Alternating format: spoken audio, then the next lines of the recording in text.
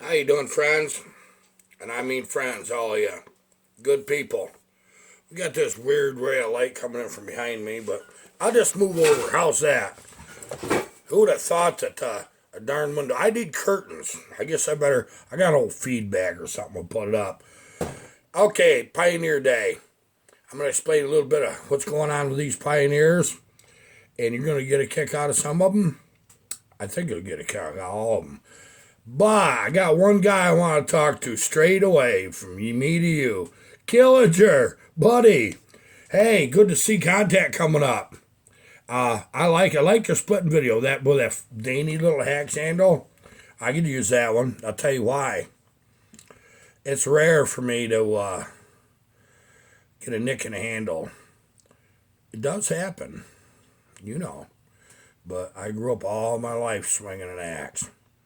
And it's a practice thing. I swing right on the ground. I can't use them blocks like you guys do.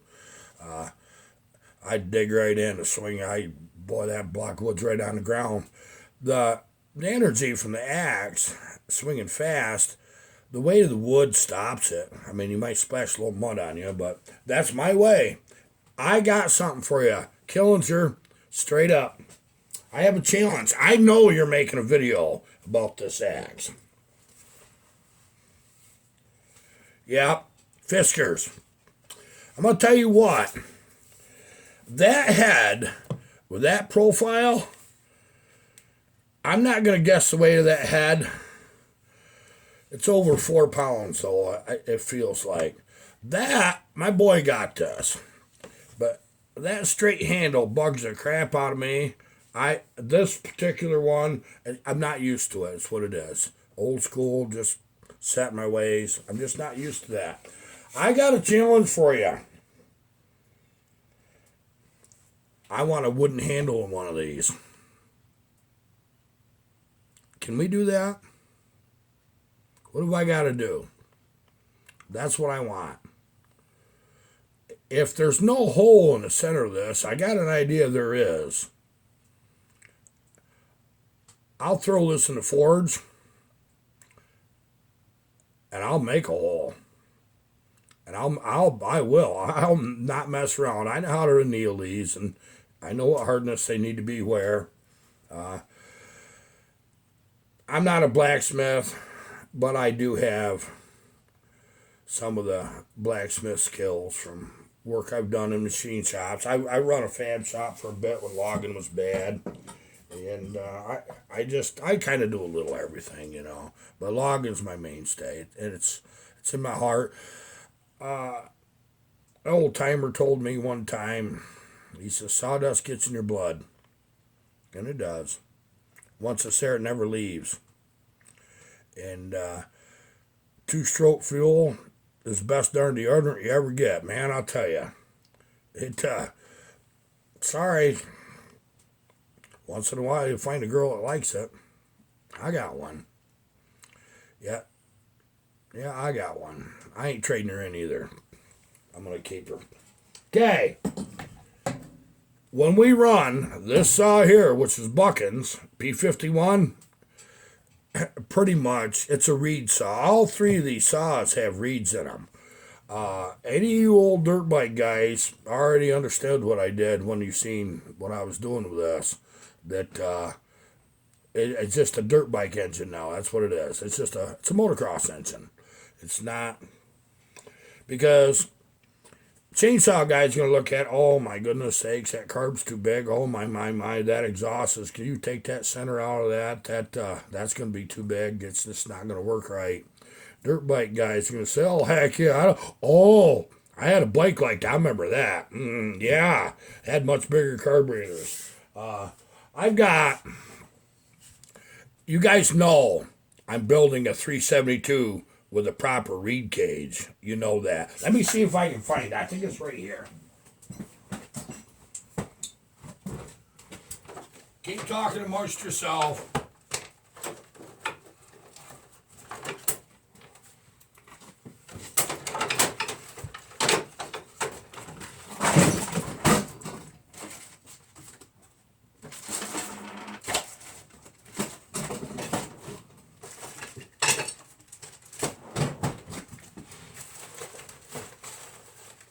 Don't you love it when you set something down and you can't remember where you put it? Yeah, I just did that. Anyway. Okay, anyways. We're doing a proper V-shaped reed cage in a 372. Okay, so you get the idea. This is the dimensions of the reed cage bolts ahead of this. This is the intake I'm using. It's going to sit down in a saw like this. Yeah, I've showed you guys that. But this is for an 80cc motocross bike. That's pretty big, isn't it? So you get the idea that motocross bikes really flow air. That's why they make the darn horsepower. Okay, the saw that I'm building is going to be 77 cc's, even though it's a 372. But I will be using this intake on that. Okay, so with what we're doing to these three, you're going to see there's no question that the 372 reed cage saw is going to work. But I'm going to tell you what, these things are dialing me in just a little bit on the difference, the slight differences between the saws. It's the bore stroke thing's what it is. And what you do about it, how you handle your reeds. So by the time I get there, don't be surprised, but you see 2 carburetors on one saw. Don't be surprised. Okay? We're going to have Buck and Billy out here at some point here, probably sooner or later. I've got an idea. Let's see what this weather does. We've got logging videos to make. I got one more saw to ship. Jesse Bills, that's going out today. But I wanted to catch this video and get it in while I had it on my mind. I wanted to make it yesterday, but I had to make 2 trips to town with saws and get them mailed out, UPS and everything else, you know. We're trying to catch up. I'm going to take one heck of a lot less saws in because I want to make more cutting videos. I want to take, every time I build a saw, I want to be able to, you guys can see when I build your saw, it going out there. I say I build logging saws. I'm going to show you I build logging saws. And you'll see your saw dropping timber. That's my goal. Okay? Every time I say something, I can't make it happen very easy. This saw, Buckin's oiler was not oiling in that video at all.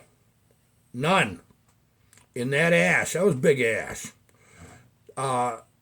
Most saws won't, they'll just bind right up. They won't even do it with no oiler. So, I'm going to repair this oiler. I just fired it with the bar off to make sure I didn't have some stupid little thing that I missed. No, it's not getting oil. We'll get this oiler fixed. Hopefully I get it done this afternoon. And, because I want to saw Buckin's hands pronto. I do, and I'll tell you why. See this P38? Much saw. What are they? 60, 58, 62 cc saw, something like that. This is 80 cc saw here. The P51 is. These are much smaller. Okay. This is getting where you're getting a little bit more than what you do with logging saws. These saws are. But they were logging saws. Even this P38, I'm going to tell you, you can drop timber with it. Yep, you could. You know, not like you could a P51. But now we're turning them into real runners. Would you drop timber with it all day? Yeah, I doubt you will. They're heavy. And surprisingly, they balance well. That's what I noticed with the P51. If I'd have had the time, if the oiler wouldn't have been messed up, you'd already seen Buckin's P51. You'd have seen me dropping trees with us. But with this oiler issue, once I get beyond that, I want it to him. You'll see him playing with it. You'll probably see him dropping trees because it'll do it. Now with this P38 is a nice example of a P38. Ken from Newfoundland. Yep. Thanks, guys. Coil. Ignition coil's bad. I'm trying to get one. I'm trying to find. I'll get something. I'll put something in there.